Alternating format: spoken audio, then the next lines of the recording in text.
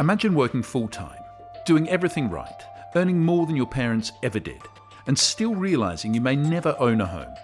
Imagine scrolling through listings where the cheapest home looks like a set from a crime documentary, still it's somehow hopelessly over your budget, and imagine being told again and again that if you just saved harder, stopped buying coffee and weren't patient, you'd eventually get there.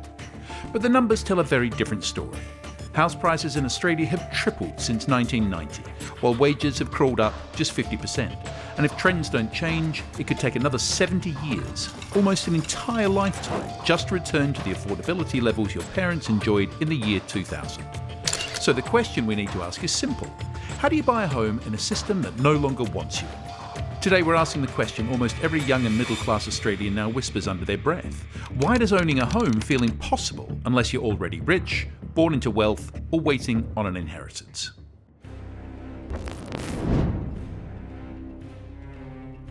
For decades, Australians were told a simple story. Work hard, save responsibly, and eventually you'll buy a home. But today that story doesn't match the math. In fact, the numbers tell a much darker truth, one that most people don't want to hear.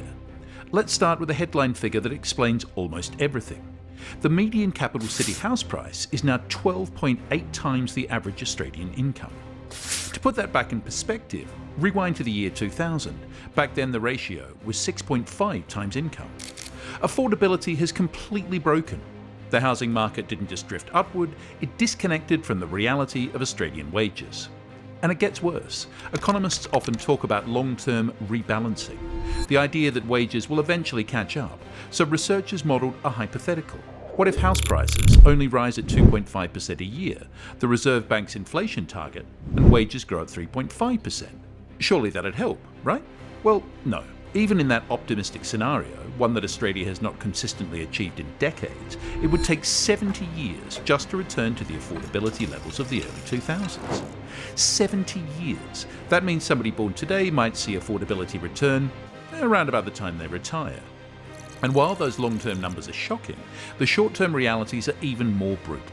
Because right now, even Australians earning six-figure salaries, incomes that once guaranteed a comfortable middle-class life, are failing basic lending tests in many suburbs. Think about that. You can earn $100,000 a year, do all the right things, manage your budget, avoid debt, and still be told, no, you can't afford a home near where you work. For young Australians, the situation feels even more hopeless. Many estimate they need 20 to 27 years just to save a deposit, not to buy the house, just to be able to sign onto a long-term mortgage that will allow ownership decades later. If you're 25 today, that means you might finally scrape together a deposit in your mid-40s, assuming prices don't rise faster than your savings, and in Australia, they always have. It's no wonder that when researchers surveyed Australians, 35% said they believe they'll never own a home in their own lifetime. And that's the real emotional cost of this crisis. It's not just about numbers on a chart, it's about belief.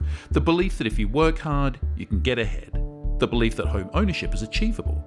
That belief is fading quickly, and for millions of Australians, it's already gone.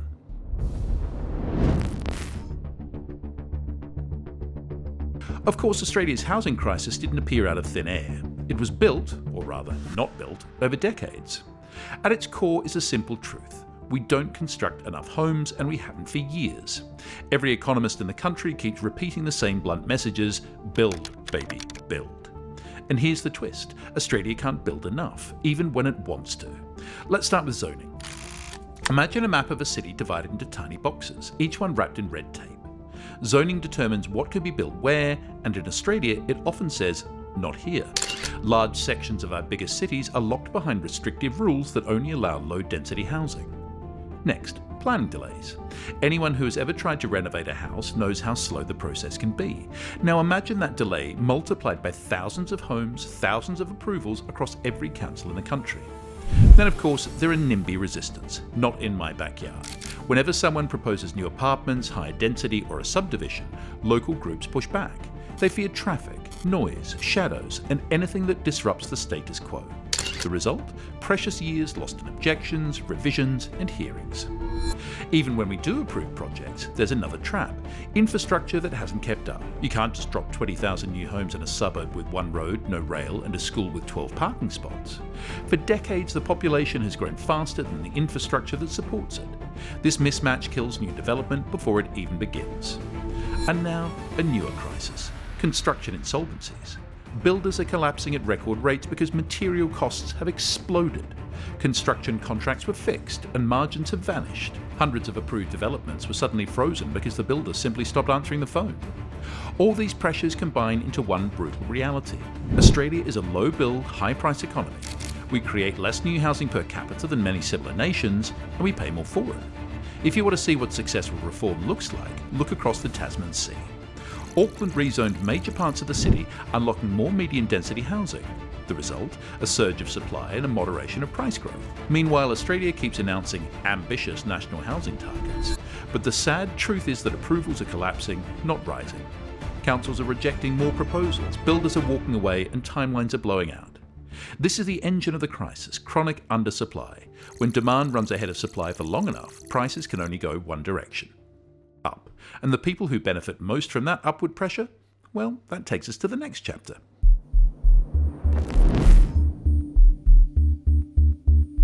The whole story about owning a house collapses the moment you look at how the system actually works. Because in modern Australia, first-time homebuyers aren't competing in a fair race at all.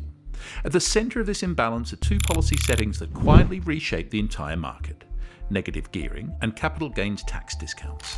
These rules don't reward families looking for a place to live. They reward investors looking for a tax strategy.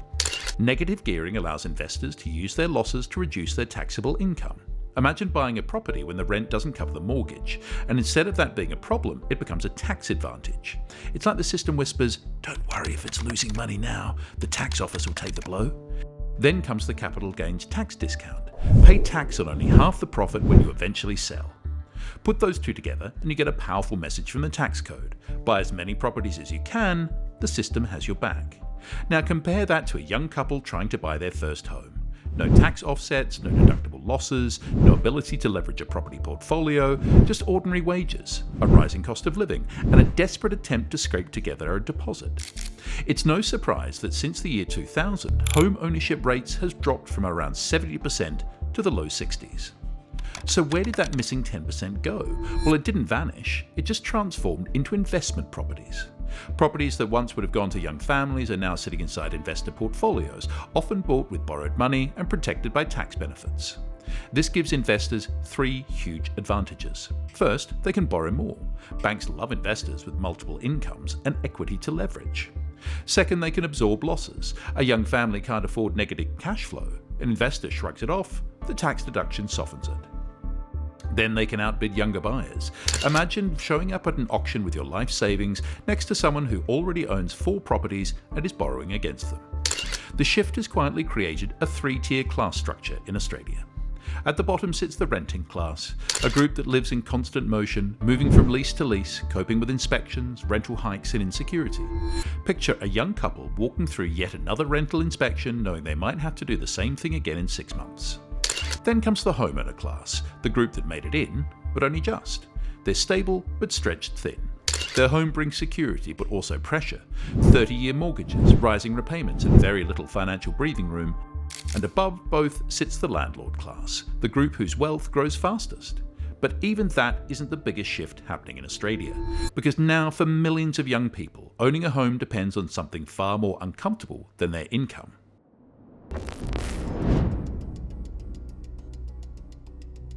More and more young Australians quietly admit something they never thought they'd say out loud: the only way I'll ever buy a home is when my parents die. It sounds harsh, almost shocking, but it's become a statistical reality. Australia is entering the largest wealth transfer in its history, with around $3.5 trillion expected to shift from older generations to younger ones over the next 20 years.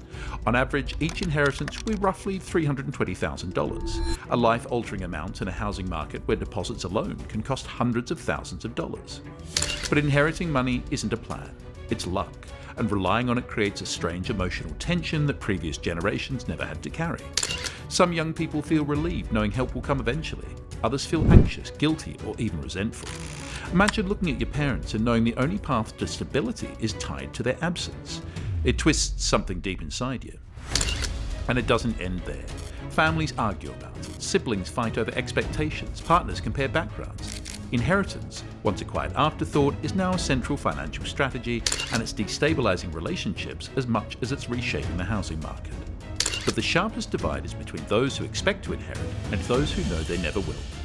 For the second group, the system feels locked. When someone works hard, saves for years, and still watches prices run faster than their income, the frustration becomes existential. You hear voices saying, "What's the point? I can't save fast enough. I'll die renting." And the numbers back that feeling. As inheritances grow, so does the gap between those with a family safety net and those without. Housing is no longer about your job, your discipline, or your ambition. It's about your parents' bank account. And for the first time in modern Australian history, we are drifting towards something we swore we'd never become: a hereditary class system, where your birth, not your effort, decides your future. And that raises an even bigger question, because if inheritance is now the gatekeeper, what happens to the famous Australian fair go? Let's see how rising inequality has quietly killed the idea that everyone gets a fair chance.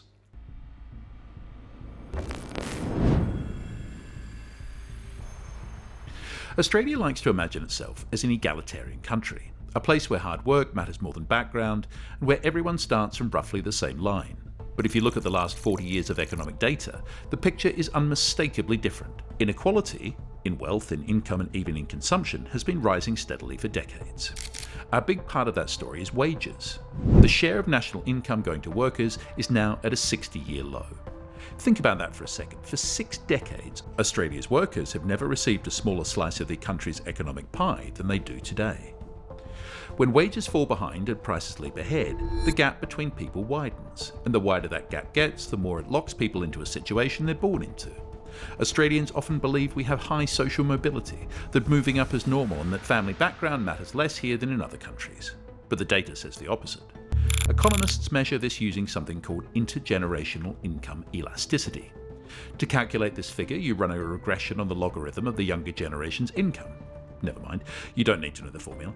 All you need to know is this: the number ranges from 0 to 1. 0 would mean your parents' income has no influence on your life outcomes. 1 would mean your income is basically a copy of your parents'. Australia's score? 0.35. That's lower mobility than most people assume, and closer to the UK and US than to the Nordic nations we like to compare ourselves to. In simple terms, it means that if you're born at the bottom, you're more likely to stay there, no matter how hard you work. But if you dig deeper, you'll find that inequality shows up geographically. Where you live now predicts your income, your health, your education, and even your life expectancy. Inner city areas where house prices are astronomical aren't just wealthy, they come with networks, better schools, better hospitals, shorter commutes, and stronger job markets. Living there amplifies opportunity. Outer suburbs, on the other hand, have weaker public transport, fewer job opportunities, lower quality services, and higher levels of disadvantage. These places have become Australia's postcodes of destiny, where your future narrows the further you are from the CBD. Your postcode is becoming a prediction. Combine this with the housing market and you get something even more worrying. The 3 housing classes, renter, homeowner, and landlord, have started morphing into 3 social classes. Renters are stuck paying high prices for low security. Homeowners are stable but stretched. Landlords are compounding wealth through the system itself. For a country that defined itself by fairness, this is a seismic shift. The fair go was a belief that effort mattered, but today inequality determines who gets the chance to try. And all of this leads to one final, uncomfortable truth. The modern economy itself no longer supports the traditional idea of owning a home through hard work. It's not that young people have changed, it's that the economy has. The world that made traditional home ownership possible simply doesn't exist anymore. Nearly half of all Australians, or 49% to be exact, now live paycheck to paycheck. That means every unexpected bill, every medical expense, every car repair becomes a mini crisis. And when you add job insecurity into the mix, the picture becomes even tougher. Around 12% of workers say they feel insecure in their current job, not unsure about promotion or unsure about the next role, but unsure about whether the job will even exist next month. The rise of the gig economy and contract work has pulled the ground out from underneath traditional financial models that banks still expect. Flexible work might sound modern and exciting, but for most people it means one thing: unstable income. One month is busy, the next is slow. Some weeks are great, some weeks are quiet. But mortgages? They don't understand quiet weeks. They demand something completely different. They demand stability, the kind of stability that used to come from long-term employment and predictable wages. They expect a perfect savings record, consistent deposits into your account, and the ability to commit to repayments for the next 25 to 30 years without a single wobble. And this is where the old model starts to break, because the modern Australian worker doesn't have 30 years certainty. They barely have 30 weeks certainty. Imagine standing at the edge of a cliff and being asked to leap into a commitment longer than most marriages, while your job contract lasts 6 months. That's the reality today. Even for those who manage to buy early, the picture isn't as rosy as it once was. Research showed that early homeowners, especially younger ones, often experience declining financial well-being compared to renters. That sounds strange, right? Owning is supposed to be the dream, but think about what happens after the purchase. The mortgage comes like clockwork, then comes the maintenance cost, the leaking roof, the broken hot water system, the repairs that nobody warned you would cost thousands. Suddenly owning isn't freedom, it's a new kind of money trap, right? In the industry, some call this mortgage prison. To put it simply, the modern economy is completely out of sync with the old school idea of home ownership that required stability, predictability, and decades-long financial confidence. In the end, the question isn't just whether you can own a home in Australia, it's whether the dream still makes sense in the world we live. More and more young Australians are looking at the numbers, looking at the stress, looking at the 30-year commitment, and quietly saying, why would I sign a lifetime contract? For many, freedom now matters more than a mortgage. Travel, flexibility, experiences, mental health. These things feel real, reachable, and meaningful in a way a $1 million loan simply doesn't. But step back for a moment. If an entire generation is walking away from home ownership, is it really a personal choice? Or is it a signal that the system no longer works? Because right now, you don't buy a home through effort, you buy it through advantage. You buy it by being rich or having parents who are rich, or by waiting for an inheritance you don't want to think about. Everyone else, they're renting, they're squeezed, and they're watching the ladder get pulled up one rung at a time. So the real question becomes, what happens to a society where the basic foundation of stability, a home, is only available to those born into the right family? And if nothing changes, what kind of Australia are we building for the next generation?